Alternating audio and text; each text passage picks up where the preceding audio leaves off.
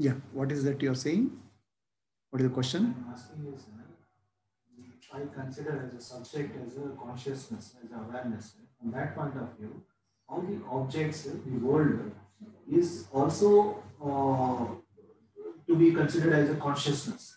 How the object is, world is, if I am, how the objects, there's a subject and object. Okay. The object is, how object is also Brahman or consciousness. Yes. Right? There's a question. The object appears to be very different from consciousness. Right? Object appears to be very different from consciousness. And how the object has to be considered as a consciousness. There's totally different qualities. Different qualities compared to consciousness. Compared to consciousness. So the qualities of an object are actually name and form. Okay. The name and form. Okay. For example, necklace has a name and form. The name and form, the gold is the substance. The name and form is the quality, the appearance of the gold. So the objects of the world are nothing but appearance in consciousness. So if you look at the focus on the appearance, then we will forget the consciousness. Now look at anything. Let us say I see the flower. Okay. Can the flower exist without my being aware of it? So flower is appearing in my consciousness. Right? Appearing in consciousness. Flower is appearing in consciousness. What is appearing in consciousness? Just nothing but a name and form. Right? So what I am seeing is the flower consciousness. I am experiencing the flower consciousness when I see a flower. Flower consciousness. Without consciousness, I cannot see the flower. Right? Then with consciousness, I am able to see the flower. So why I am able to see the flower with consciousness?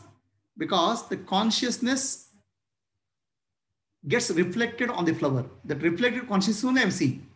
Just like consciousness is reflected on the flower, then flower is different from the consciousness. Consciousness is reflected from the flower. Consciousness is reflected on the flower and then I am seeing it, right? So now flower is different from the consciousness you are saying. Okay. So flower is different from consciousness. If that is so, I have to be aware of flower without I seeing it. When I am aware of the flower only, I see the flower.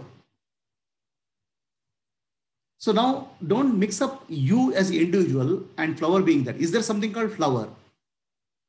Okay, in the total universal consciousness, which is Ishvara, an object called flower and subject called me appear together. Yes. Right? Without subject, the object you cannot see. I segregate the whole consciousness into two parts. One is that body mind, which I consider as subject, as a subject, and the world as a object.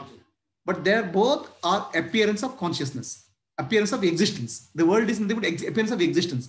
Existence is predominant in the world, and consciousness is predominant in the subject. I will tell you the other way that this body, mind, thought, feelings, everything is also part of this world. Correct. And this world appears in this consciousness. In this world appears in the consciousness. Correct. So now, when I see a flower, the flower I can never separate myself from this seer from the flower. I don't see separate from the seer. If flower cannot be separate from the seer. Flower cannot be separate from the seer. Right? Seer can be separate from the flower. Flower cannot be separate from the seer. Flower can be separate from the correct. So flower is also seer is here. Flower is dependent on the seer. Yes. Correct. Now, the flower is conditioned by the seer's eyesight. If I have a color blindness, I'll only see black flower.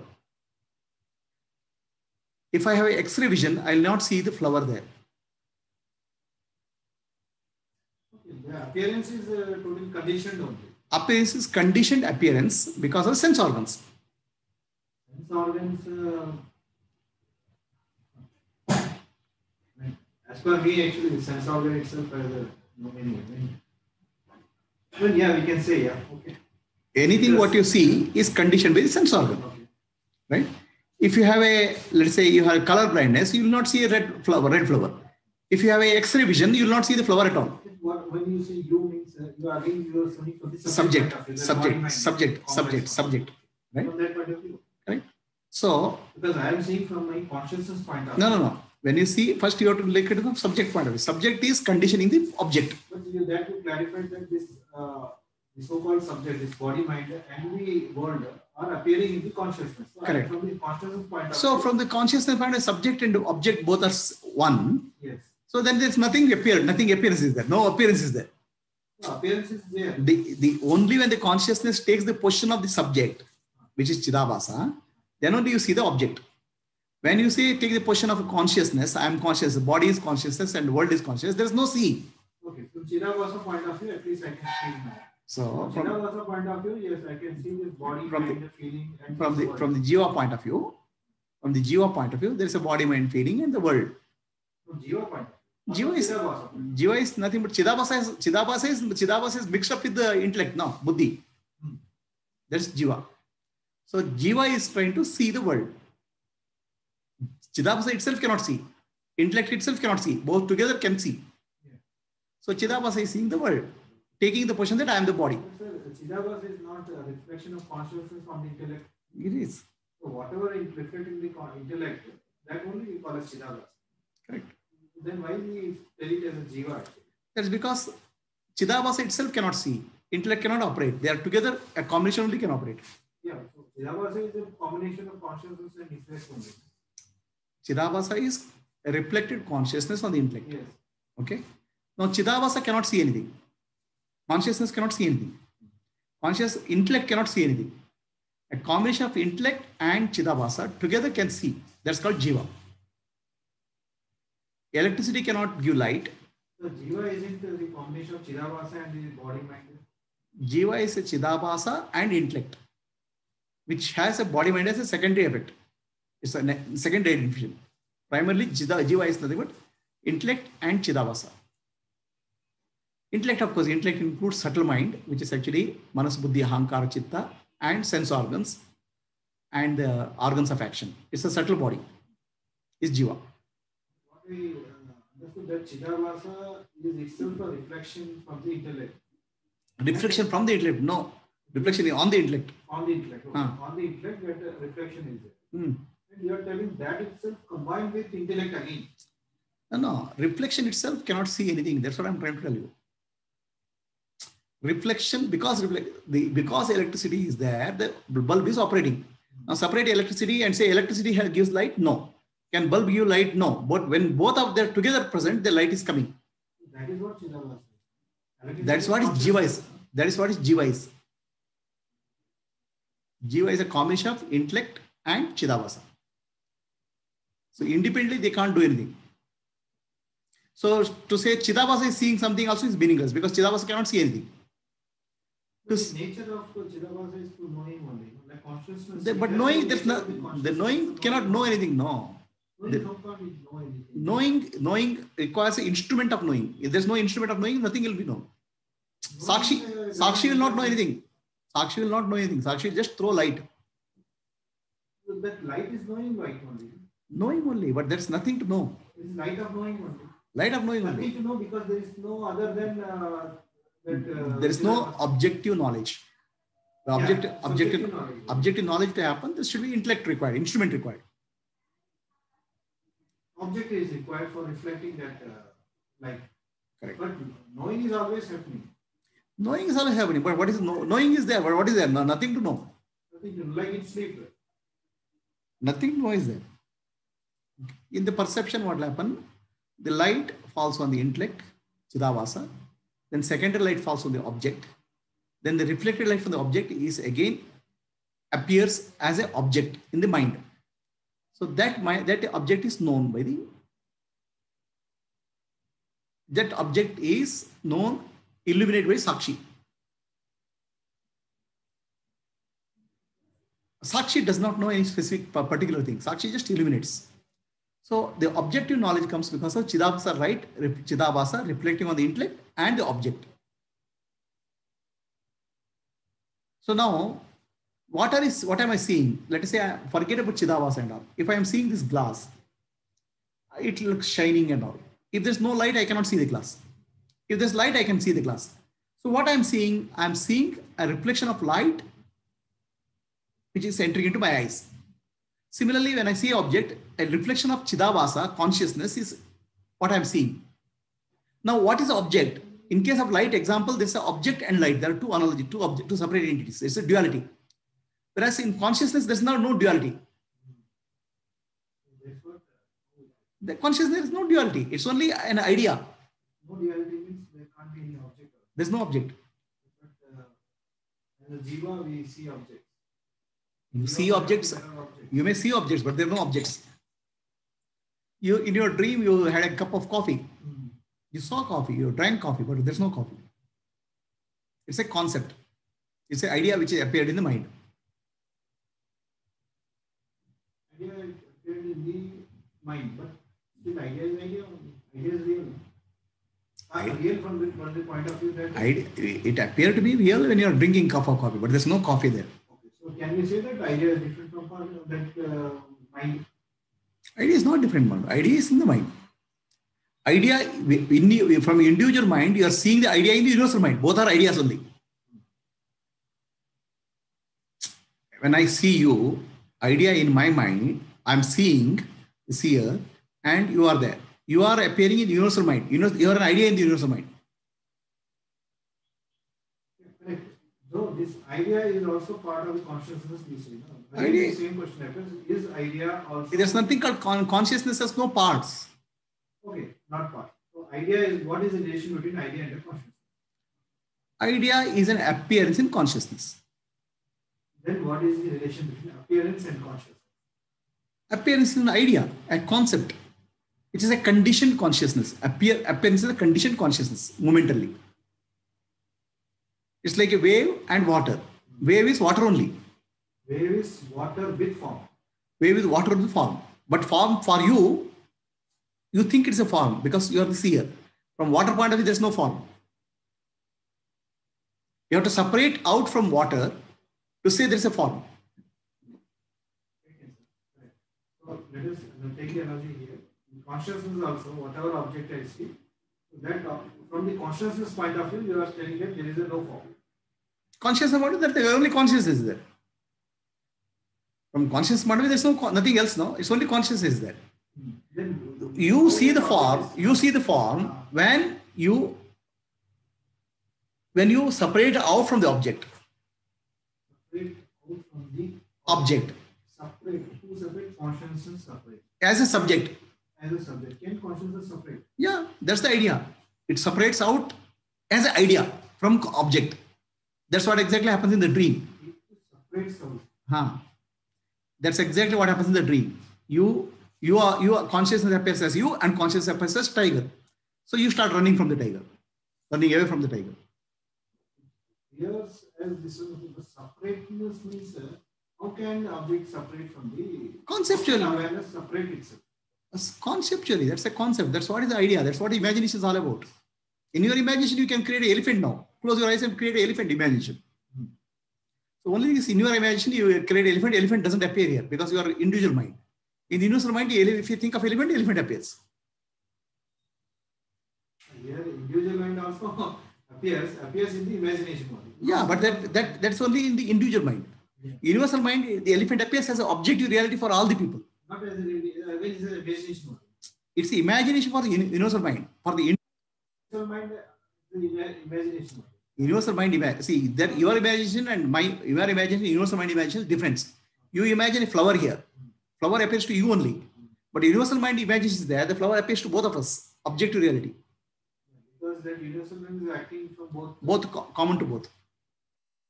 Whereas you imagine a flower, it appears to you. But still it's the imagination. The difference in your imagination and universal mind imagination, the universal mind imagination appears as objective reality for all the people. It's still an imagination for the universal mind. It's imagination. Yeah. But it's imagination, but when the imagination is kept in, it becomes separate from that imagination. No. In imagination, it creates an object. It appears as subject and object, and it takes the viewpoint of the subject to see the object. That's right. If you then subject object, there is a separation. Correct. So that means something. So I became separate from that imagination. Yeah, but universal mind imagines infinite number of subjects. No, it's not just one person. Universal mind views through your eyes, my eyes, all eyes. It's not just one eyes. No. In all eyes, it starts seeing the flower in different angles. Yeah. So there is a flower and there is a universal mind. There is a subject object. Creation is there. Subject object appearance in the universal mind. Subject object. It's an imagination. It's an imagination. Yeah. But when you imagine, you become separate from that. Not separate and really, but you consider yourself separate from that. Imagination. Or else you can't imagine. No. Universal mind can imagine it. It can imagine. It can imagine. But if it imagines, then it becomes separate. No. Universal mind, there's nothing called separation. Universal mind, the imagination is there. There's nothing called separation there. So then it takes one viewpoint to view the others. Then it enters into one of the viewpoints. Otherwise, all the forms appears in universal mind.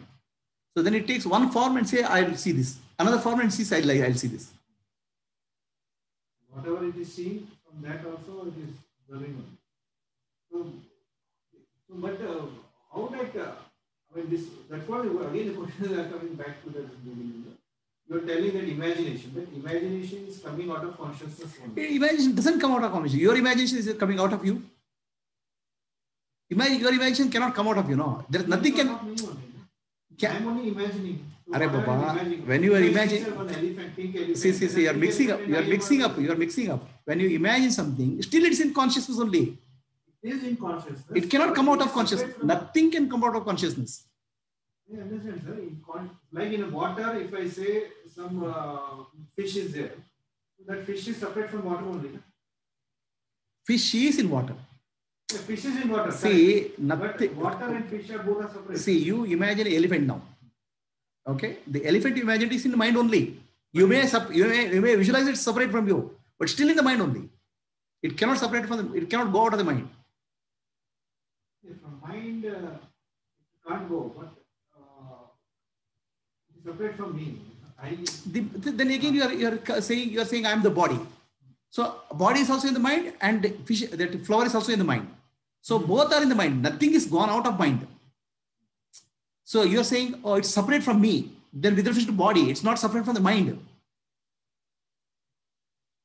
This glass, I am saying it's separate from me as a body. But glass is in my mind, and body is also in the mind. Nothing can be separate from the mind. Nothing can go out of the mind. Not separate from that, sir. But like fish can't be separate from water. I mean, fish is eating the water only. But if I say this is water and this is fish, that's where you are mixing up. So I can say this is my mind. Only when the consciousness takes the position of a body, it feels separation. But as a mind also, it is separate. Where is separate? I say that I am a mind, and in my mind, this elephant is appearing. So this mind and the elephant is different. How is different? No, elephant is nothing but a form of mind only. No. Yeah, so that form is different from that mind only. How can it be form is different from the mind? Form is made up of mind. If we remove the mind, where is the form? It can't be. So the mind itself is taking the form of elephant. It says without parents, children can't be there. So that doesn't mean that children and parents are same. No, there's a duality example. No, see, you cannot visualize the elephant without the mind. And mind appears as elephant. Mind is not separate from the elephant. See, a parent and child example. One thing. Parent and child example it's a different example. Okay. Anything you do in the mind, it's in the mind only. I will tell you, sir. Now mind is there is no elephant. And now elephant is appearing.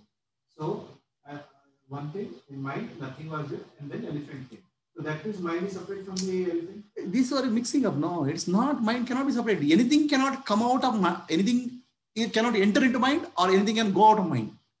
The mind itself appears as elephant. Mind itself disappears as elephant. Anything is not possible outside the consciousness. I agree totally. Anything can't appear out of the consciousness. But from the consciousness only. But whatever appears from the consciousness, it is different from the consciousness only. It is not different from consciousness. It is also, the difference also is appearing in consciousness. Difference is also appearing in consciousness. There's nothing, it's a conceptual difference.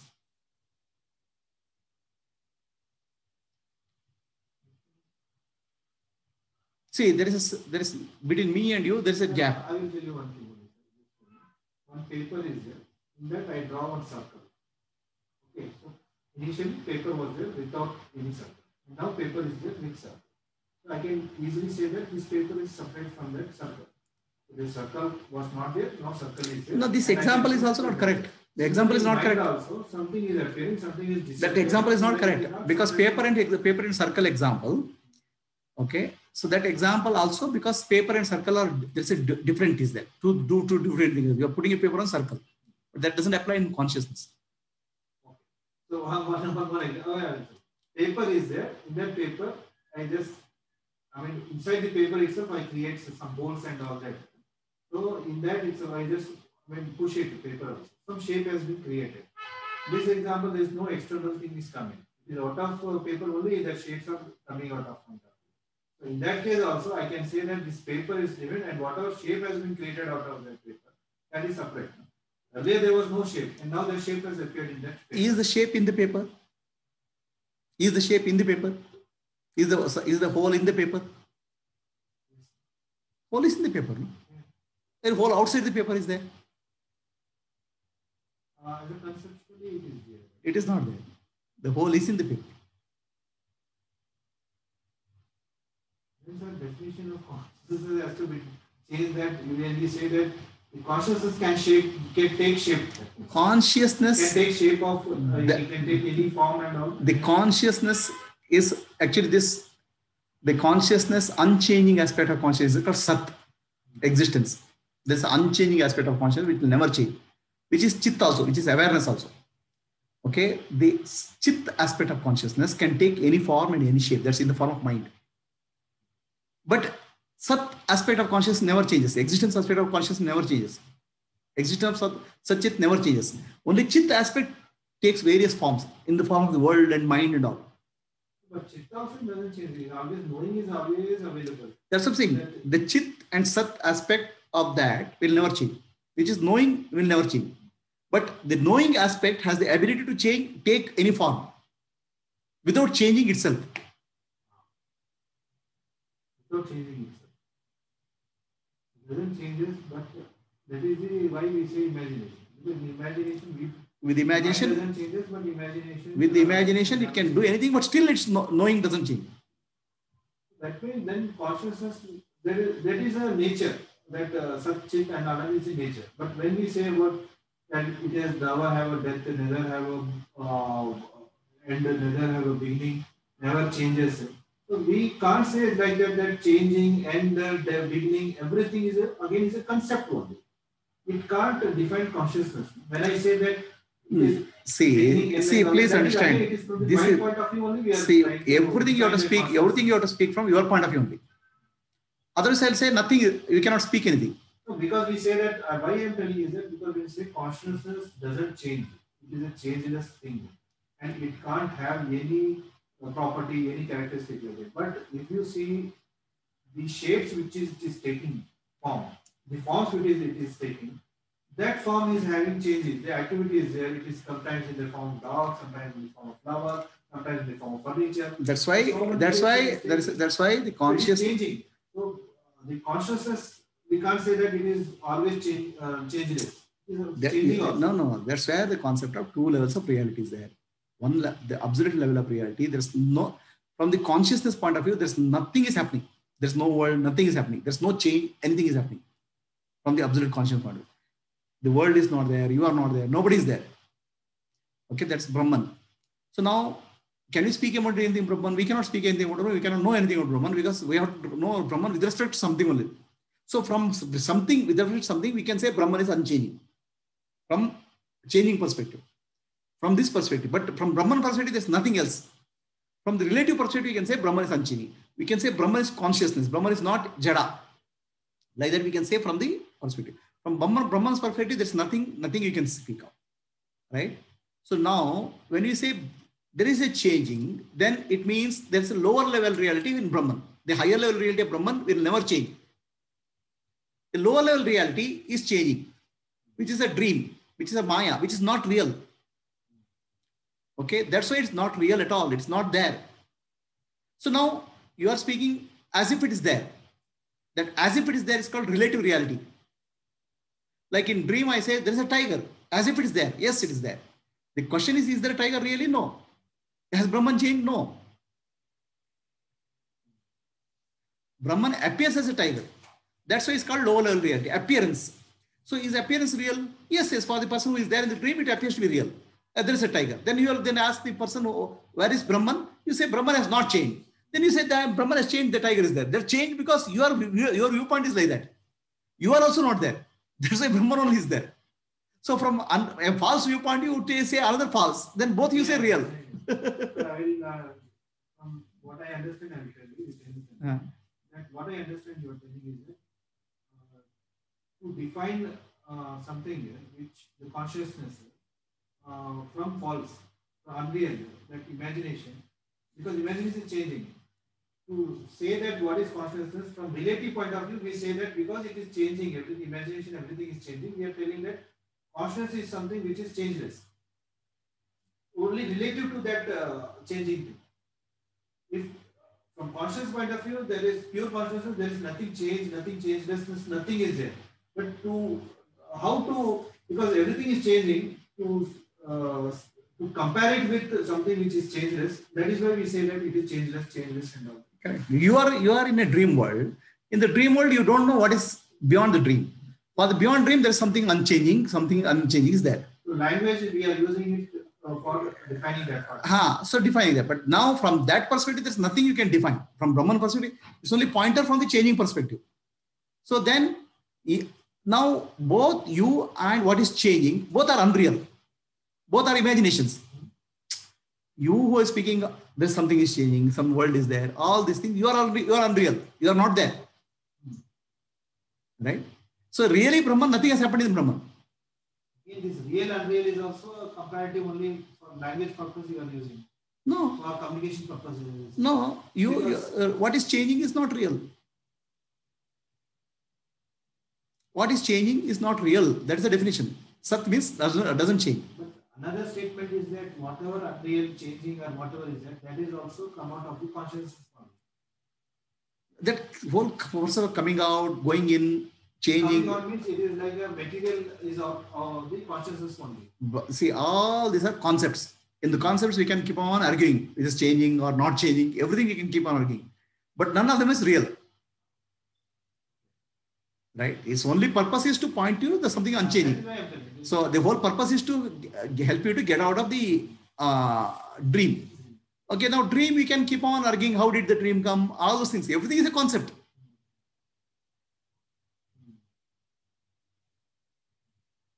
Everything is a perspective in dream, and that perspective is a concept. Now concept, you can say, is this concept real? We can say its concept is real or unreal. Both are true. The whole purpose of this Vedantic teaching is not to make you understand how exactly everything is happening. How to get out of this whole thing. Because in dream, anything is possible. In your dream, you start flying. Then you say, I am flying. Then it's natural for you. It appears to be very natural for you. But you don't understand, it's not a concept. The dream actually everything is relative. Everything is related, it appears to be real also. Everything appears to be real also. Then you want to find an explanation for everything. Oh, how I am flying? Then you'll come, scientists will come and say gravitational force, you'll calculate gravitational force, and because of gravitational force, you're flying also, you'll say. Then after that also appears to be real. Logic will have one limitation. Logic is limited, logic is applies within that boundary. Now, what is beyond the boundary, you can only point out. Okay. Now, then you say, what is beyond the boundary? How did it come into boundary? How did it come into boundary? Because of your imagination. And then you are saying your imagination, using your imagination, you are seeing something. Then you say, what is beyond the boundary? How did it become inside? So that is in a dream, if somebody wants to explain that this is unreal, this dream is unreal, then he has to say that, okay, everything is changing. No. Somebody comes in your dream. Okay, You are running from a tiger. Then Guru comes and Guru says, don't worry, the tiger and you are one. All this is tiger, he'll say. What is this? All this? All this is a dream world. No. This is Ishvara, he'll say. Where is Ishvara? He can't see. You're knowing what is Ishvara. Then what is Ishvara? Ishvara is beyond this dream. How will he explain to you? Then how is Ishvara? Oh, Ishvara is not changing. Ishvara is not running, you will say. So what is Ishvara? That's the only way of communication. That's the only way of bringing out of the dream. That's all. Or is it only that it is a research or natural way of coming of the dream, or some effort is? What is effort? Whose effort? A dream character, do you think he can do some effort? No. Dream character sees a tiger, it runs. So here also you're also talking, and all these things as a part of the dream. Correct. You see, you think it's your effort. There is nothing your effort. In the movie also, some character is there. He says that, oh, I am the character. I am not the actual person. Then he can't do anything. Right? Yeah, that's exactly what's happening now also. We have to wait for the movie to end. We have to wait means not we have to wait. That's exactly what's happening. The movie will automatically end. That's exactly what's happening now. But that character. You don't exist. You're not real. I'm not real. The world is not real. It's appearance. Now, in this appearance, we can make a lot of logical conclusions, logical deductions, and all this limited to this world. So, what is beyond the world, you can only point out. What is not, this doesn't, nothing in this world is there. So even what we telling that this beyond and all that is also part of the Maya only. Arey Baba, there's what else you will communicate now? You cannot communicate anything. Only it will help you to point out, okay, the whole problem is that in this experience, there is something real in you. Yes. That something real in you is the Chidabhasa, which is the reflection. So for Chidabhasa, if you finds out that reality is Sakshi, then Chidabhasa becomes free. So the teaching is real for the Chidabhasa. Chidabhasa needs teaching. Who is suffering? I mean, in okay. That way, yeah, if nobody is suffering, there's nothing to discuss. No? Ego, you are telling. The ego is nothing but ego has two components. One is a consciousness part and matter part. The matter part cannot suffer. The consciousness part cannot suffer. The consciousness and matter together is suffering. A combination, which is unreal combination. That unreal combination is coming out of a reality called consciousness. So that the reality of that unreal part is we are pointing out.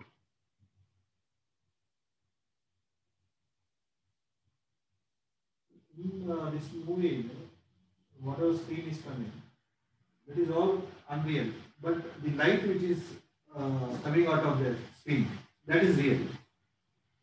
Which is creating these forms and all that. Yes. That is real. Mm-hmm. So that even the form is not real, but I tell that Aham Brahmasmi, I am consciousness, I am awareness. So the character is telling that I am light. The character is telling that I am light. The movie problem, the character is telling that I am light. The character is telling I am not there. Only light is there, he's saying. It's not the character doesn't say I am light. Character saying, oh, I am not there. Only light is there. So only light is there, but this character is formed out of that light only. Imagined out of that consciousness only. This character is imagined by the consciousness only. Correct. What should I consider myself as a character who wants to become consciousness, or as a consciousness from consciousness point of view, or from the character point of view? See, from consciousness point of view, there's no character. Consciousness point of view, Brahman point of view, there's nobody. Then why the statement is Aham Brahmasmi? Aham Brahmasmi means Aham means ego. Aham is the ego. Correct. Right? Ego is not Brahman. Ego cannot be Brahman. Okay? The ego is a combination of consciousness and matter, intellect. Okay? Matter is not real. Matter is just appearance in consciousness. Matter has no independent existence. Okay? The consciousness part of the ego, which is called Chidabhasa, is same as Sakshi, the witness. And the Sakshi is Brahman. That's what the meaning of Aham Brahmasmi. Then if you say that, because Aham means automatically it means the matter also. No. See, that's why the Aham Brahmasmi has to be understood properly. It's not like you cannot take one sentence and think that you are understood. No, what you think is that Aham is the combination of the matter and the consciousness, and you are telling that aham, I am the only the consciousness, not the matter part. The matter is not real. Matter is not at all real. It doesn't exist. It's a concept. So aham brahmasmi doesn't mean that ego is Brahman. The consciousness part of the ego is Brahman. The ego part, matter part of the ego is unreal. That is also consciousness. Unreal, no. Unreal means what is consciousness? That's what we are telling you. The object or the and that is the form also is also consciousness. It is not there. What I'm saying is unreal means it's not there. It's only consciousness there. That's what it means aham brahmasmi. So you are bringing consciousness also there, form is also there. It's not there. Even if I say that this is not there, not there, not there, but still it is there. I mean, No. there means not, it is a functional dependency is there, I can say that. Yes, it is dependent on the consciousnesses. Without consciousness, it can't be there. It is dependent on the consciousness, but it is there. No, this is where you are making mistake. No, the mistake is you're in the dream, you are speaking, somebody is there or not there. The whole purpose is to wake up from the dream. Even if I wake up the dream, I will say that yes, there was a dream, I will say. It was not real, but it was a dream also. The dream is unreal. Dream is unreal. So yeah, I'll tell you, you in a dream 1 crore rupee you got. Okay. After waking up from the dream, you can use that 1 crore rupee. No. It is not there. But I will also say that there was a dream where I got a But it's, see, the whole point is there was a dream, but it's unreal. There was nothing called 1 crore rupees in the dream. What happened in the dream is unreal. But dream was real. I mean, the real the definition of So real you are mixing up unreal and real. Suppose, sir, I wake up. Experientially, something is there, but that is not there. That's the meaning of reality. Suppose I wake up, sir, and I don't remember the dream. Hmm. If I ask that, did you have a dream? I will say, no, I don't have a dream. I didn't have a dream. So that means that dream not at all happened. But if I had a dream and if I remember, if I somebody asks, did you have a dream? Yes, I So had the question is, you're not asking the right question. The question is, was there 1 crore rupee in the dream? Show me the 1 crore rupee.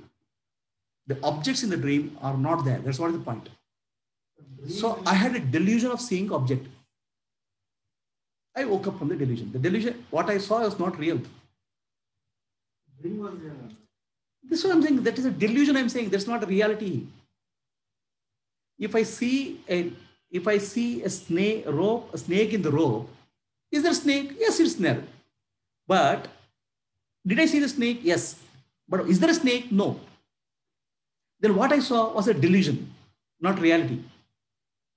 Now, delusion, if you call delusion, there is a delusion, there is a delusion. That's okay. But that is delusion, nothing. It doesn't say anything about reality. Because you say, no, from consciousness point of view, there is nothing.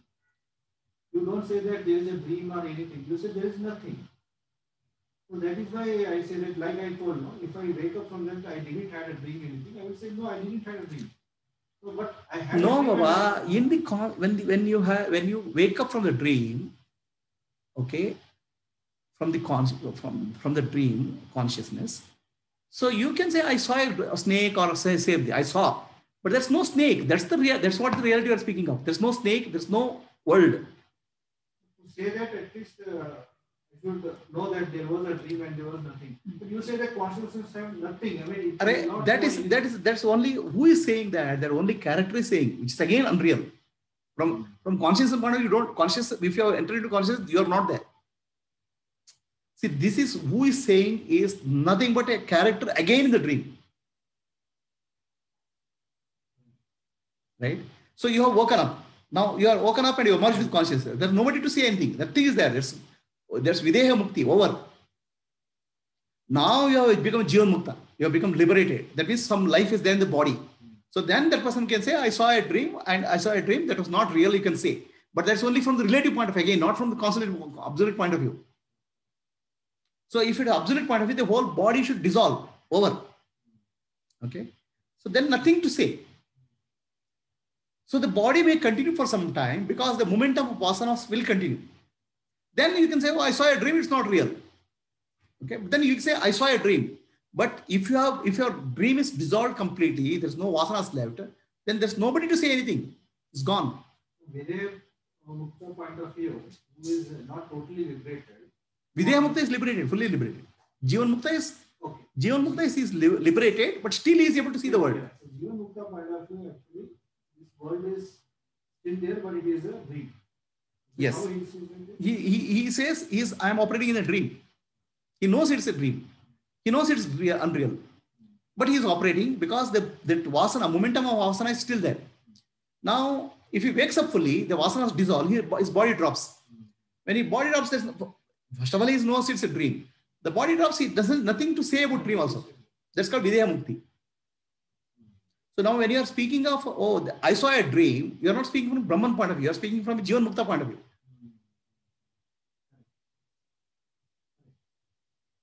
In Jainism, they say Arihant. Totally merged with this thing, and there is no. That's why in the other round from the they say that if you pray this Arihant, then nothing will happen because they are totally liberated. Involved.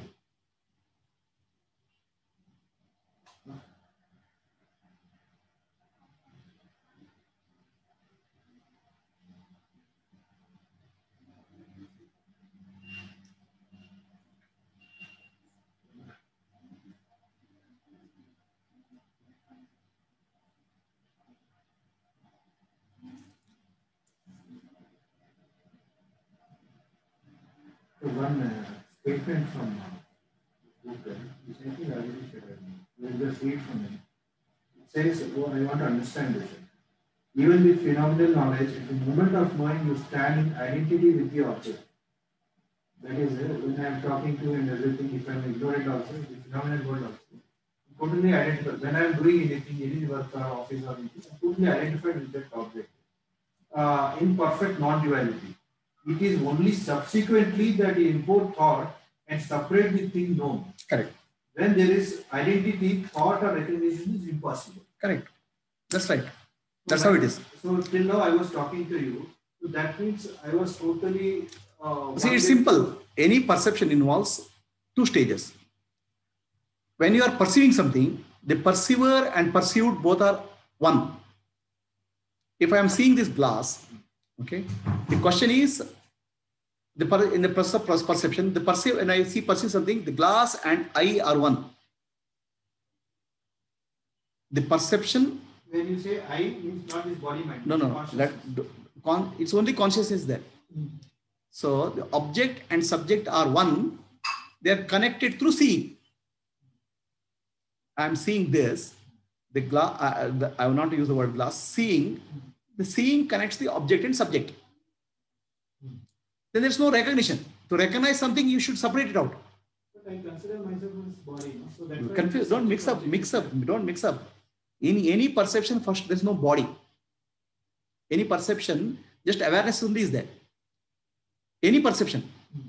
So there is a seeing, and seeing is knowing, because knowing you cannot separate from seeing. So the object and subject both stand one with the awareness. Okay. Now, subsequently, next moment, the name and form comes into picture. This is a glass, I am seeing, the seeing is there. The subject, the tripity comes into picture. The name comes into picture. Name is a different perception. Okay. So now this one perception has split into three: subject, object, and seer. But during this activity, even now when I am talking to you, so I consider that I am like a body mind. That is not have that split of second. Initially, there's only pure perception. The mind is coming immediately. How immediate? That immediate and all those things has no meaning. This one is again the infinitesimal time between two thoughts. Yes. The infinitesimal difference between thoughts, I never have seen any difference gap between. There's always gap between thoughts. In that we have pure awareness. Correct. Not even the sleep state.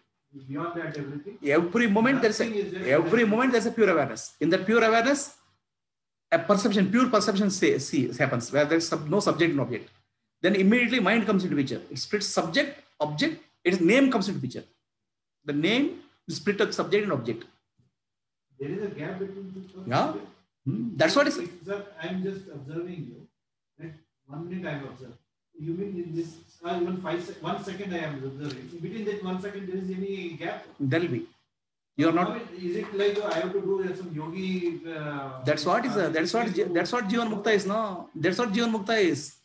As he becomes more and more aware, he becomes aware of the awareness.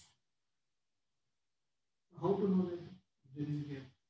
I have to do any meditation, yoga, and all that. That's what Shravana, Manana, Nityas. That's what whole process of liberation is about. Okay, that we understand to remove the ignorance part of this. But this when you are aware of, when you are fully established self, okay, so your whole viewpoint of the world will be thoughts arise and fall, and the gap is there. The screen will be more visible for you. Right now, the identification of self with the body is not separated out. Once it separates out, you see the awareness as the background of all activities. Now, awareness is not visible to you as a background of all activities. Awareness is the background of activities. They are only knowing everything. But this, I don't see it as a continuous thing. Like in a movie also, there is a gap. No. But, what's happening, Suresh? What the gap is not happening because anything you see, the moment the mind triggers, the mind automatically gives a name and form to that. Okay, there's a conditioned habit pattern of the mind gives name and form. Okay, imagine a child. The child is unborn. The child is born. What name and form? It will just observe. It doesn't there. Name and form is there. It is not. That's for you. For the child, it's not there. The child is also showing like that. It will see some movement, but it has no naming. Is not happening. The separation. It doesn't consider separate from that object. The separation happens when the naming happens. No, I understand, but separation is not there. But it knows that this object is. There's no self and the other. It's one whole thing is one flow. Yeah, I mean this baby body active. Suppose baby catches like this. His body touching this one, it is knowing everything. That's what is non-duality, no? It doesn't know that this bag is separate from and body is also separate. The whole perception is one non-dual perception is happening in the baby. Okay. Now, baby's mind grows up, then the non-dual perception is split into subject and object. So now there's a conditioned habit pattern, subject and object. A Gnani is like a child only. For him, let us say, look at you, Suresh. I mean, not Gnani looks at Suresh. His name Suresh doesn't trigger. There's like, and when he is interacting, there's a oneness, the flow of, there's no feeling of separation. No separation, but name and form are there. Name and form doesn't trigger unconditionally, unconsciously. He is aware that this is a name and form getting superimposed. See, the name and form is like a map. Okay, map of Switzerland is useful, but map of Switzerland is not useful. Map Switzerland. For Adnani, the map of Switzerland is map reality. For Adnani, or a person who is not realized, the name and form becomes the reality. For Adnani, name and form is unreal. It's useful. More useful. It's just useful, but he doesn't get hung on that name and form. The name and form doesn't become the reality. But I understand, but I don't understand how to know the gaps between the thoughts. That's what you know. That's first you separate yourself from the body and mind. Stay in that nididhyasa, and gradually you'll be able to separate out every object from the name and form. The object from the name and form. Every object name gets separated out from the form. It doesn't automatically trigger the name. Without name and form, I think I'm not able to live now. You can. Yeah. No. Name form will be there. The form will be changing form. Okay. The name association. What you are talking about, like, is like a fictional movie, no? Like they say that okay, time will just stop and like that you're telling me. How can that be between the time? You brought the movie, no? You brought the movie, no? The movie concept, no? So movie, when you are engaged with the movie, you start crying with the character of the movie. Okay, then when you know that's a movie, you dissociate and you know it's a movie. That's how you know all the time name and. That I understand. Just to be separate from that object, you say that I understand. But the object like moves very fast. Like in movie also, it like frames per second. But you are watching the movie and you know it's a movie. Nani knows everything is a movie. But that's all. The difference, the gap between this movie frames. It doesn't matter to him. The movie is there. He is aware of himself, and in awareness, the movie is floating. That's all. The movie he is not taking as real. The he says is it like some siddhi, something like that. No, it's not siddhi. The gap between the time and what he says. No, every perception always starts with a pure awareness. Then it comes into name and form. So now Gnani himself is not identified with body. That's why he's always in the awareness. So for him, everything appears. He doesn't have to look for a gap. Everything appearing is unreal. So you're saying gap is required because then the thought itself is being real. Then you're looking for a gap which is there. So for him, all the thoughts are unreal. It's like a movie. When that unreal, that in between the time, where the thoughts is not. No, that infinite. Thoughts are not available. That infinite time. That is an unreal. That is a real moment. That is from your point of view. You are because you are in time. You are speaking of a time which is infinite small. For Gnani point of view, all times are unreal. You can think Gnani is like a child. And his perception is like a child, but he is able to interact like an adult. So child that doesn't see any separation between himself and others. The child is in pure awareness all the time. I think that you are correct. That's all I understood. But when he says that between two thoughts. No, that is for you to explain. For you, he is explaining to you. He's not explaining from Gnani's point of view. Gnani's point, only awareness is there. In that awareness, things are floating. For you, he is saying, for you who is stuck in time, he is saying between two thoughts there is a gap, infinite time. For Gnani, only awareness is there. In the thoughts appear and disappear. It's a flipped view. Between appear and disappear, there is a gap. What is appearing is unreal. Only awareness is there. Yeah. So when the unreal is appearing and unreal is going, there is a gap. No. Everything is happening in awareness only. For you see, please understand the difference between you and for you. You are looking for a gap between two thoughts and looking for awareness. So, yeah, no. In the awareness.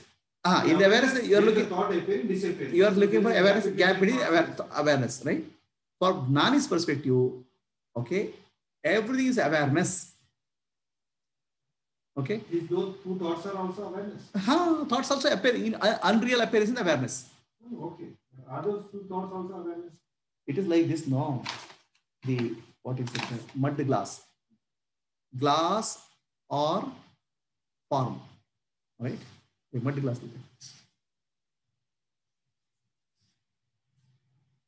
So the glass has a name and form. So we are looking at a glass. Is there a shape for the glass? Yes, shape for the glass. What is this glass? Mud glass. Right? So Gnani can say it is only mud. He can ignore completely form. The thoughts can be completely ignored. Then only awareness is there. Ignoring is different, but he knows that it is there, but he is ignoring it. No. The thoughts are unreal. The name and form is unreal. It is unreal. He knows that it is unreal. But he knows that it is there. Form is there, but it is unreal. Unreal. But he doesn't see the form itself. No. That is next level of Gnana. That is the Brahma Varishta. Okay. See, there are 4 levels of Gnani. Brahmavid, Brahmavara, Brahmavarenya, Brahmavarishta. So Brahmavid still has some vasanas interacting with the world. Knowing very well that the world is a dream. Okay. Brahma, it's like a dream only. He knows he's like somebody who is awake in the dream. Okay. For him, dream is happening. Dream tiger is coming. He'll run also. All those things will happen. So it's like a Brahmavarishta, the Brahmavid. So Brahmavarenya, Brahmavarishta, they'll still, the tiger comes, they'll stand. It's anyway a dream. Let me eat him. So Brahmavarishta doesn't see the dream. He is only awareness. There is like Jivan Mukta and... No, all are Jivan Muktas. But Vasanas are different for each of them. Brahmavarishta, they say it's like a Ajagara Vrati. Ajagara means Ajagar means this one. Python. Python doesn't move anywhere. Something comes into mouth, it will fall, eat. So for him, everything is so unreal, he just stays. Okay, if some people come and put food into mouth, he's eat. So that level, vasanas can go. He is like a child. In other words, he is like a child. Jadabharat. So he's like a child. Okay, now your question answer is anywhere in between. First level of Gnani just says everything is a dream. Okay. Now your question, the thoughts are not there. Thoughts also dream only. So you are asking about dream thought and dream gap between the thoughts. From the Gary point of view, from the practitioner point of view. For the practitioner point of view, you have to get out of this dream. Then only you will answer this question. Then the thought. Get out of the dream, or the dream itself to have a knowledge. Dream. You have to get out of the dream by understanding Atmadana. Get out of the dream means wake up. When you wake up means. The wake up means that's what Jivan Mukta is now. Jivan Mukta is woken up in the dream. See, you are asking a question. You are asking a question within the dream about a gap. So you say the gap is small. So then I have to say you have to wake up from the dream. The the question about gap and these things both are unreal. I'm telling you. Okay. Next thing is, but to find out that there is a between the because what I am thinking, I'm totally unaware of any gap. No. Totally there is a that's because the thinking is going on because you have to consciously create the gap. That's what mantra chanting is about. Okay, let us chant Om mantra. Om.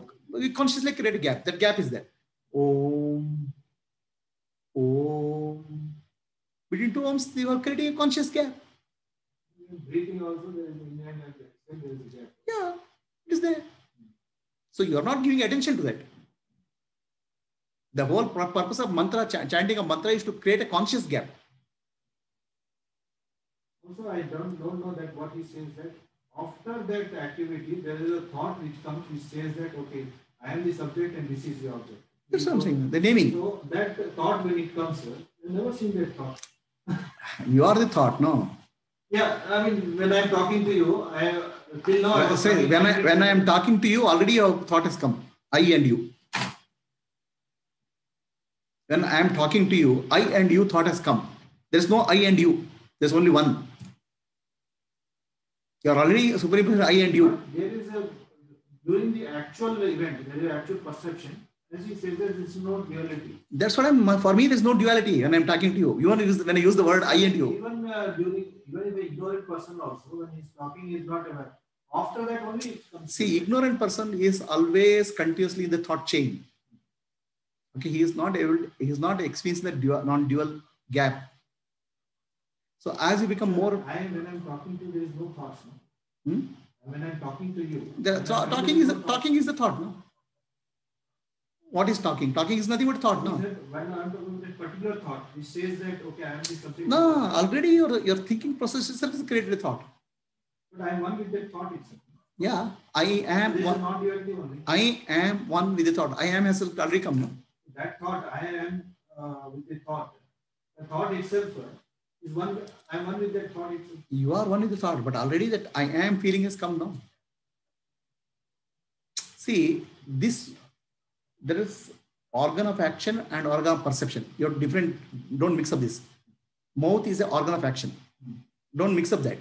In your perception, okay? Because organ of action, mouth, when you speak, you have to first you have to create a duality. Then only you can speak. Otherwise, you cannot speak. Speech, that activity is going on. See, don't mix up.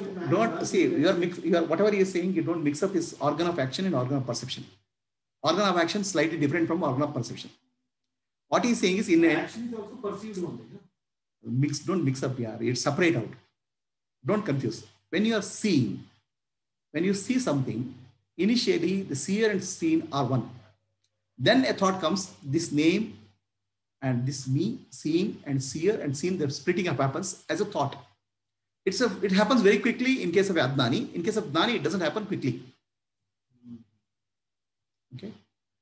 And Gnani, even if it happens, it's unconsciously, it doesn't happen. He knows it's just a what I call as unreal superimposition. In case of Adnani, very quickly, for example, if you tell, he says some flower, it's a red flower, he'll say. Immediately, the whole perception is cut with a thought. So that's why any experience has two aspects. A nameless experience happens first. Nameless. Okay, there is no duality. In that nameless experience, it's one experience. Like a child.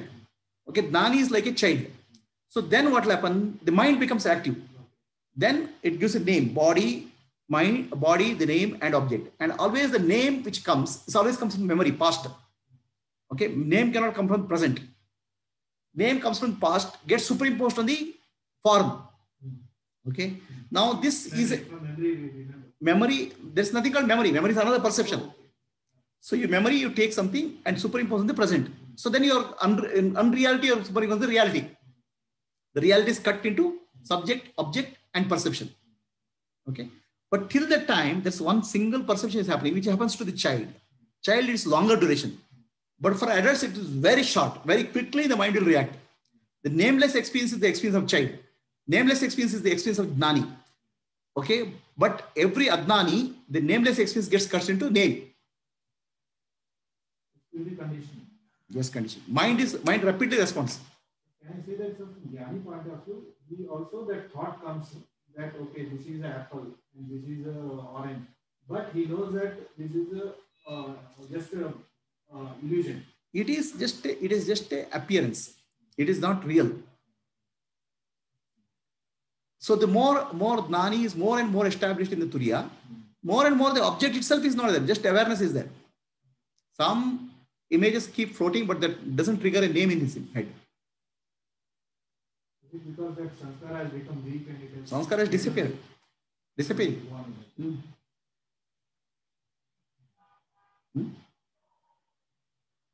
is the time limit, sir? I will close in a few minutes. You have any questions?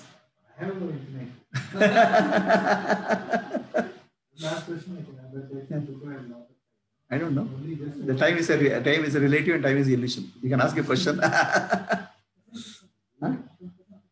Sankocha, sir. She is doing today. He's doing tomorrow. Yeah, you can ask. Only one thing, that English itself, he refers to name. When we give name to anybody, that my name itself. That name also refers to consciousness only. Correct. When I say that I want to, because I want to retain that name, even after my death also I want my name to be retained. Right. That is because we have the feeling that because I am consciousness and I am not able to... See, this name concept you have to understand very clearly. The question, I'll tell you. Okay. The Maya, when we call Maya is name and form. Okay. For example, this is an apple. Apple is a name, apple is a form. Right? So name and form is associated with the mind. Mind clubs the name and form. But the problem with this is that form keeps on changing. These are also apple. This is also an apple. The two apples are not different. So even apple, this apple, tomorrow it will start rotting. Form will keep changing, but mind will associate the name with the form.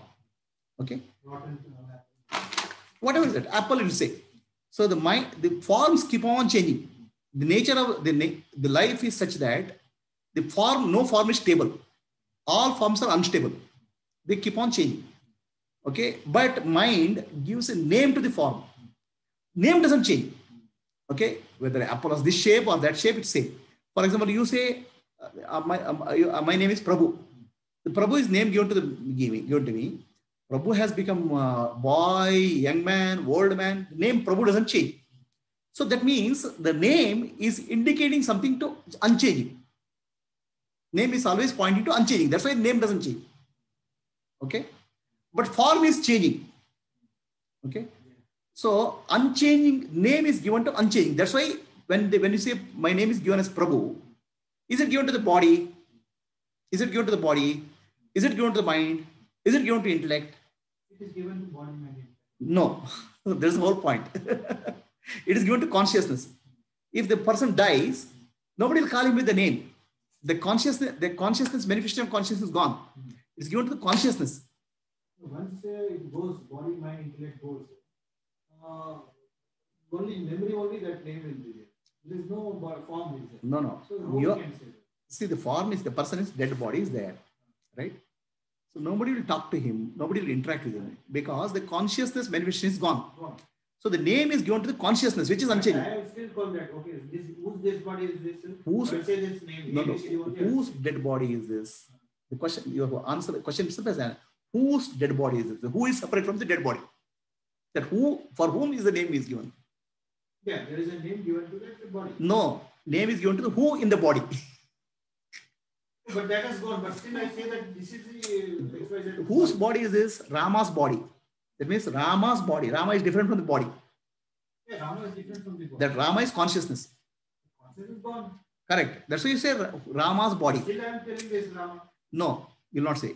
This is Rama, you want to say. This is Rama's body, you'll say.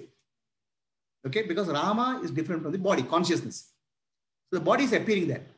So the name is given to the consciousness, but in whole of our life, mix up the body and the consciousness together. That's why when I talk. Name is also lost. No, yeah, you're mixing up things. The name is given to something which is unchanging in the changing. That's the point. Name is given to something which is permanent, we say. What is required that the name itself is? No, you are listen carefully. The name is given, always given to something unchanging in the changing. Okay? The changing forms changes. Then what is the name given to unchanging? What is the unchanging aspect of apple? Existence. Yeah, existence. Okay? Existence, name is always given to existence. Okay? What is unchanging in me? The consciousness, awareness. So the name is given to the awareness. Okay? So that means all names are referring to Satchit Ananda, existence, consciousness, bliss. But we confuse that name with the body, mind, and intellect, which is changing. The confusion is there. The confusion is called Maya, avidya. That's what he's trying to say in that. Let me tell you one thing. Like this here. One now was there, now it has gone. What I said is, even if I remember, like my grandfather and mother, I see that photo. What was the name of the grandfather? I will say that, okay, it was like... That's what I'm saying. You are superimposing the form on the unchanging. This superimposing the form on the unchanging is called Maya. The name is given, the name does not change because it is referring to something unchanging. Our mind mixes up this. And this mixing up the changing with unchanging is called Maya. So see, I am saying, I was born in Bangalore. I was born in Davangere, some city. I grew up in some city. I am here. The I is the name.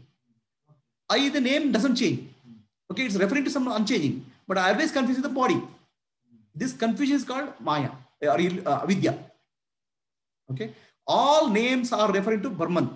All names, every name is referring to. That's why Omkara, Om is the name for Brahman. Om means all names. Every name in the world is Brahman. But because of our illusion, we associate the name with the form. And that name with the form is required, but for transaction purpose. Okay, transaction is possible only in the Maya. So that's why we associate the name with the form. But name is always referring to Brahman. All names are God's names. Omkara is the name of God. All Omkara because Akara, Ukara, Makara. Akara, Ukara, Makara is a combination of all the names in the world. So in that way, all names refer to God. You that I have talked. So you refer to my talks on Omkara. When we say about Om, there is only three things I said that starting. No. You listen to my talks on Omkara. I have given enough talks on Omkara. Okay, I don't want to repeat that. I have done a detailed analysis of Omkara. But that refers to also this naming form. Yes. There are so many names we call. No. Once you understand Omkara, also name only. Understand Omkara, because I don't want to repeat. There are so many talks on Omkara. Okay, Mandakya Upanishad, I'm going to talk on Omkara. Once you understand Omkara, you understand this whole naming process. So the name is given to unchanging. And Omkara represents combination of all names in the world. Okay. To say summarily, briefly, Omkara means there are many ways of understanding Omkara. But I when we say No, you are changing the topic. Please come back. Name only, no? Please come back to the topic. No, you're just before, when I start something, you just change the track, right? So Omkara is a name which has sound and silence. Silence represents Parabrahman. Sound represents the universe. Okay, sound consists of three letters: Akara, Ukara, Makara. So these are three fundamental letters. When you chant Akara, A, U, Ma. A, mouth is full open. U, mouth half open. Ma, mouth closed. So all these three don't require tongue twisting. Okay. Now, A, U, Ma. A means beginning of sound process. Mouth open. U means middle of the sound process. Ma means closing of the sound process. That means Akara, Ukara, Makara represents the entire sound process of all animals and living beings. Okay. Opening of the mouth, middle of the mouth, and closing of the mouth. These three represents the total sound production of everything. Anything has to happen between these three, no? Full open mouth, middle open, or close. There is no country. No. Okay, this is opening, akara opening, ukara middle, and makara closure. This is the process of anybody speaking, any animal or anybody speaking. That means somewhere everything will be in between. Okay. Then tongue, akara, ukara, makara doesn't twist tongue. So what will happen is ka, the tongue is coming to picture. Kr, la, the tongue is coming to picture. So what does tongue mixes? This tongue mixes akara, ukara, makara in various proportions. Tongue is used as a cradle. What is it? A mixer. So any sound production in the world, including animal sound production, is a mixture of akara, ukara, makara in different proportion. It's like a TV screen, TV, red, blue, green, and millions of colors on TV, but they are all combination of red, blue, green. So akara, ukara, makara, or the omkara is fundamental sound production mechanism. Everything else is a combination of that. That means akara, ukara, makara represents all names in the universe. Every single name, any language, and all sounds made by animals. So that's why akara, ukara, makara represents the Saguna Brahma. As you told, there is not tongue involvement. Tongue involved, then only you get it. No, again you are missing the point. The akara, ukara, makara, these are opening, middle, and closure. The basic. Basic. And the airflow in this are twisted by other sounds. So that means the entire sound process producing mechanism is covered with akara, ukara, makara. The tongue mixes akara, ukara, and makara in various proportions. The air.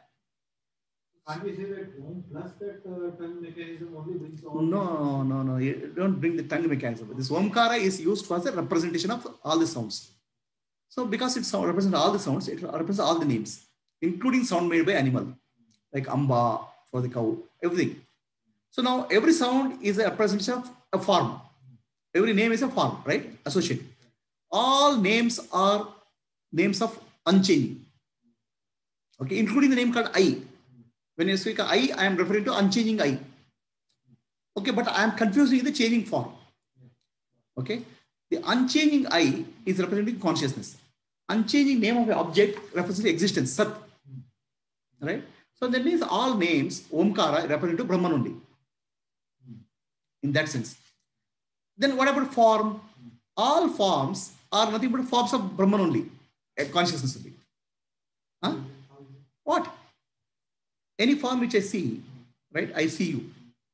It's a form, right? This form has a shape. Can it separate? Can I separate from my eyes? Can I separate from mind? Can I separate from consciousness? So then where is the form? Form is there in consciousness. A name and form. A form is there in consciousness. Form is not conscious. Right? Form is there in consciousness. Can you separate from? They are in consciousness, but not conscious. Form can you separate from consciousness? No, cannot separate. So from form is inside consciousness? Yes, form is inside. Form, there is nothing called inside consciousness. Consciousness is everything. Consciousness taken the form of taken the form. Consciousness, a form appears in consciousness, just like image appears in the mirror. Image appears in the mirror. Okay. Is image in the mirror? Image is in the mirror. Image appears in the mirror. Is image inside the mirror really? No, not inside. The image is in the mirror. The original is not in the mirror. No, original is not in the mirror. Is the image in the mirror? Can I eat mirror? Can I apple is there in the mirror? Can I eat the apple? You can't eat the image. You can't eat the image. No, image is inside the mirror. Image is the original is outside. In the consciousness, nothing can be outside. Image and reflection both are inside. Image and the original and the image is in the. Okay. Image is in the original itself. Original itself. So, is image outside the mirror? It can't be. It can't be. Similarly, nothing can be outside consciousness. It can't be outside consciousness. Right? But is it consciousness? It is. Is it conscious? Is apple mirror? Not the mirror. Similarly, any image is not consciousness. Then why that is Listen carefully. Any image is not consciousness. It's an appearance of consciousness. Appearance is not real. That's why what remains is consciousness only. That's the logic. Go fast. You told three statements. Okay. once he told that Any image appears in consciousness, right? It's an object. Okay. Can object be outside consciousness? No, right? A image in the mirror, is it mirror? No. Can image be separate from the mirror? No. Can object be separate from consciousness? No. Right? Is image mirror? Is no. Is apple consciousness? No. No. Now you go slow. Right? Is that okay? So apple is appearing in consciousness like an image is appearing in mirror. Right? Is there something called apple? Yeah, apple is there. There's nothing called apple. It's an appearance in consciousness. Apple is there, then only image is coming. Without apple, it can't be. That without apple, image is not coming. It's in a duality. In consciousness, image and appearance both are apple and appearance is same.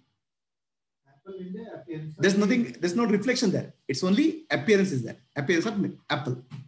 Okay. Now, apple is not consciousness. Correct. But apple consciousness appears as apple. Correct. Appearance is not real. I'll give you an example. Now, in your dream, you ate an apple. In your dream, you ate apple. Now, was apple nice? So, was there apple? There was apple. Was there apple? There was apple. Was there really apple? Is there something called real apple? No. There's nothing called real apple. Similarly, nothing in the world is real. They are all appearances. But appearance is a real. Appearance. See, this reality, the concept of reality is something should be there. There's nothing there. It's only appearance. The snake, rope appears as snake. Yeah. Snake is not there. But illusion of snake is there. Illusion of snake is there. I can, if you That's say the real. the illusion is called Maya. Maya is real. Maya is real. What? Even if you wake up, you say what? You had you got 1 crore rupees. Where is the 1 crore rupees? I said that I had a dream of 1 crore. Show me the 1 crore rupees. I can't show you that. Yeah. What you cannot show is not there. But I can show that there was a dream with 1 crore. You show me the dream with 1 crore rupees. After waking up, you cannot show anything. It's not there. That's how the world is consciousness. But there was a dream. Correct? There was a dream. Again, you are speaking in the dream point of view. No, from dream, waking point of view. From waking point of view. I had a dream. Yeah, again, you're mixing up. You are recollecting something called dream. Okay? You are recollecting something called dream. The dream happened in the past. When dream happened, it was the present for you. Now you are in the present. The past is not real. So you are recreating a dream and recreating and saying something and saying, you are recreating or recalling and saying, so it's not there. Not there. Was It was there is a perception. Okay, dream state analysis, okay, waking state, dream state analysis, I can do for 30 months, 30 days. Every single thing I can take. So a lot of work is there, a lot of details are there. Okay. so you were telling about all forms represent consciousness. All forms appear in consciousness. Okay, forms are not real. What is real is consciousness. So that's why all forms are nothing but consciousness. How you told that all forms are appearance and they are not consciousness? All apple, the image of the apple is not the mirror. Image of the apple appears in the mirror. Can you separate out apple and mirror? No. No. Mirror is equal to consciousness. You can't separate image of the apple and the mirror. You cannot separate the image of the apple from the mirror. Right? So now, image is not real, you know. But when you point out the apple and say this is mirror, am I right or wrong? You point out the apple. There's a reflection of apple in the mirror. So I'll show this apple is mirror. This is mirror. Yeah, there is a combination of mirror and the Apple. From that perspective, I'm saying every form is consciousness. And then form is not conscious. Every form is made up of consciousness. Then next statement I'm saying the form is not real. Both are true. Both are true. That's what I mean. Both, you cannot split the sentence into two. Right. Let's do the example. There's a mirror and there's a reflection of apple.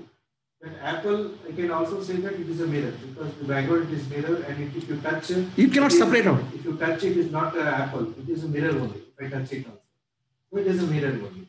It's a reflection only. And if also that this apple is not the real apple, it is the image of that apple. That's exactly what's happening in consciousness. Everything what you see is just an image. Nothing is real. But the image, I say, it's a consciousness only. Yes, consciousness. If I touch it, I mean, not by hand. Whatever you do, if I touch you, I am touching existence. If I touch you, I am touching existence. If I am touching you, if I am see you, I will see you in consciousness. I'm using what I'm looking at. Try to touch that without hand, by consciousness. The consciousness, if you touch it, or if you see the boundary between the consciousness and the object, you will not find it. You will not. This is one look at. In the mirror, if you touch it, it is not apple. It is all, if I touch the apple, I mean the weight of the apple in the mirror, is all mirror only. Oh, yeah. That's how it is. That's why every form is consciousness. But consciousness is not any form. Every form is consciousness. Wave is water. Water is not wave. Mirror is not apple. Apple is mirror.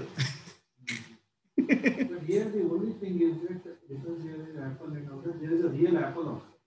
There is a mirror and there is No, there is nothing called, there's a duality. In consciousness, there's no such thing.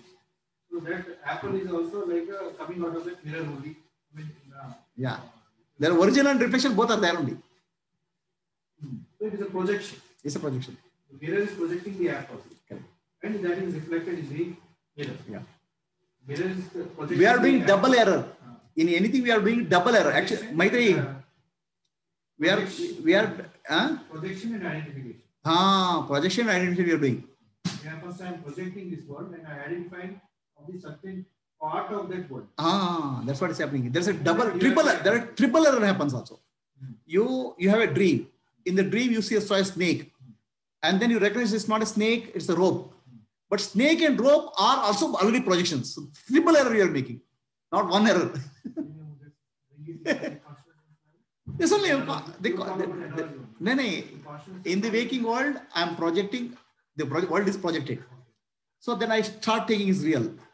Then I get scared. So there's a triple error. I'm taking it as real, then another emotion I'm creating.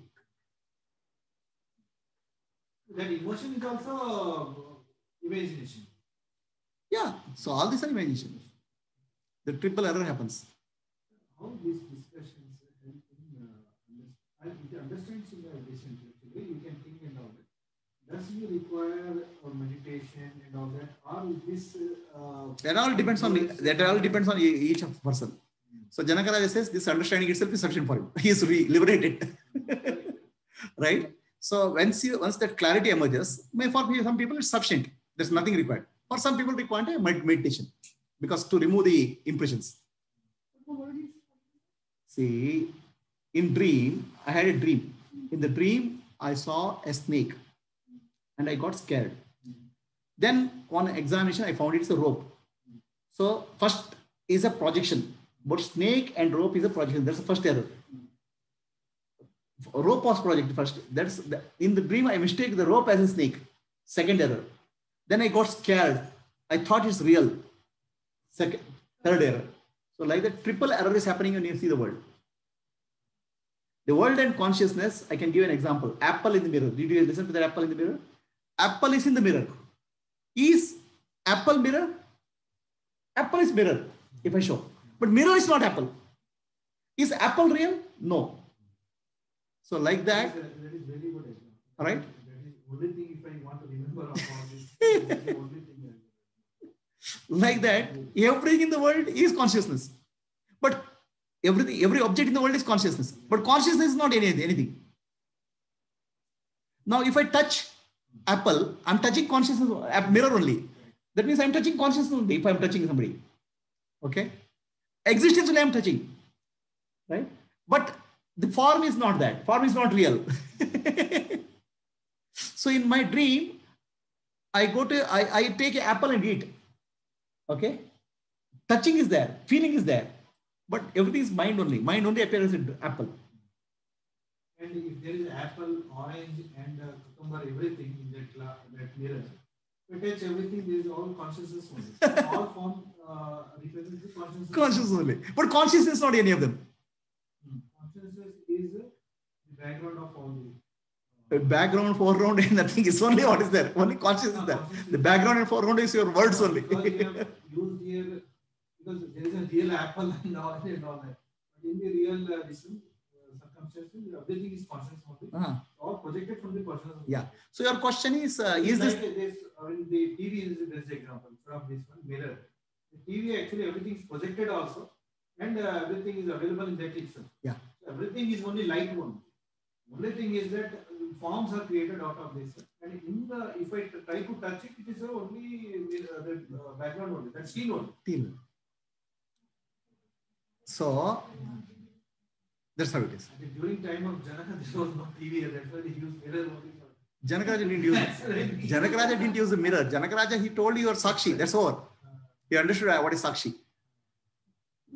Yeah, they told that when he was coming out of the horse, getting down, that itself he got it.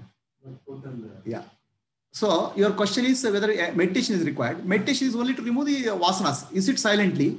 Any thought comes, you understand it's consciousness only. What you told, if I sit in mind, you just see this world. See this world and try to see that, okay, how it is different from me, from the conscious point of view. That what is total prakran, this total activity itself is a meditation only. It is, what I'm saying is, what is required for somebody to liberate, this thing may vary. Somebody just listening and understanding is sufficient. Somebody may have to contemplate. Somebody have to do meditation. So, what is sufficient for one body, person may not be sufficient for somebody. Even if we understand, we require to practice to stabilize that. The word we itself is already identified. Yes, right? I'm saying from the ego point of view. Ego point only. So for that, only jnana is sufficient. Actually, the typical Vedanta teaching is jnana alone liberates. Okay, jnana only, nothing else. The clarity only liberates. The clarity brings a deep relief, first of all. But some people, it doesn't get relief. They say, I want to get something more. Or they have to do manana. For them, somebody says, no, I want to do more. So nididhyasa, you become silent, sit silently. Like that, shravana, manana, nididhyasa is prescribed, depending on what you are, where you are. Because when you say meditation, there is an object of meditation. No. You are missing. Meditation in Vedanta is not object. Object-based meditation in Vedanta is called upasana. Okay, upasana is different from nididhyasa. Nididhyasa is about the self. There is only subject. There is no object. Object. So, it's called nididhyasa. Upasana is meditation. English word meditation is called upasana in Vedanta. Upasana is object. Omkar is an object. So you can meditate on object. So Vedanta teaching says that upasana can help you to make your mind free from vasanas. So, but nididhyasa is meditation on the self. So it's not meditation actually. You be the self. Abide in the self is nididhyasa.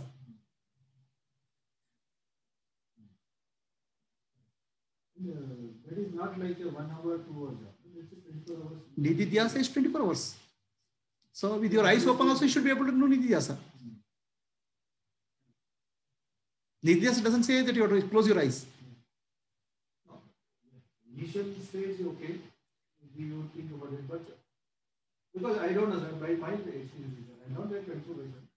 When you are during the office hours, I'm working, suddenly I remember something like that, okay, what is spiritual and this and all that I come into it. I'm like, okay, what is happening? No, see, you don't need to be aware of self all the time. When you are engaged in the work, be work. Engage in the work.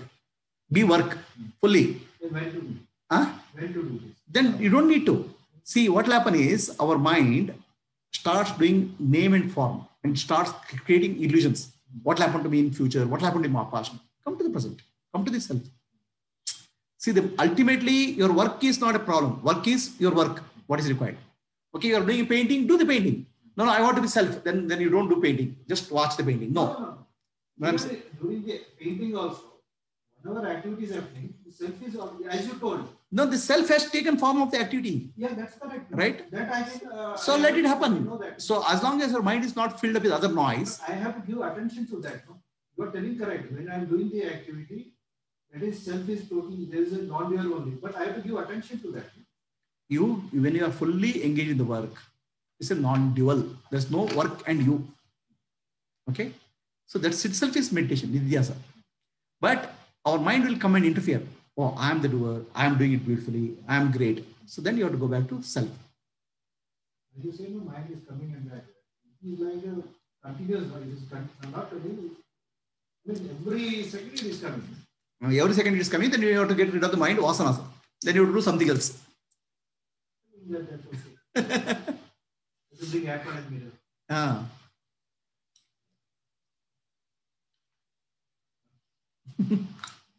What else question you have? Yes, I just Ask. You may have answer. I may have questions. No. I may not have answer. Don't think that I have answer all the answers. What else is the question?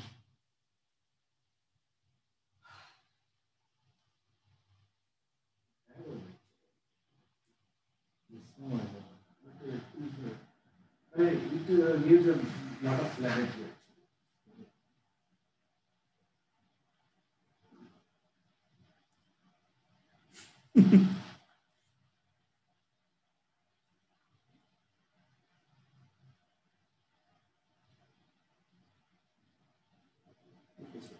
Right.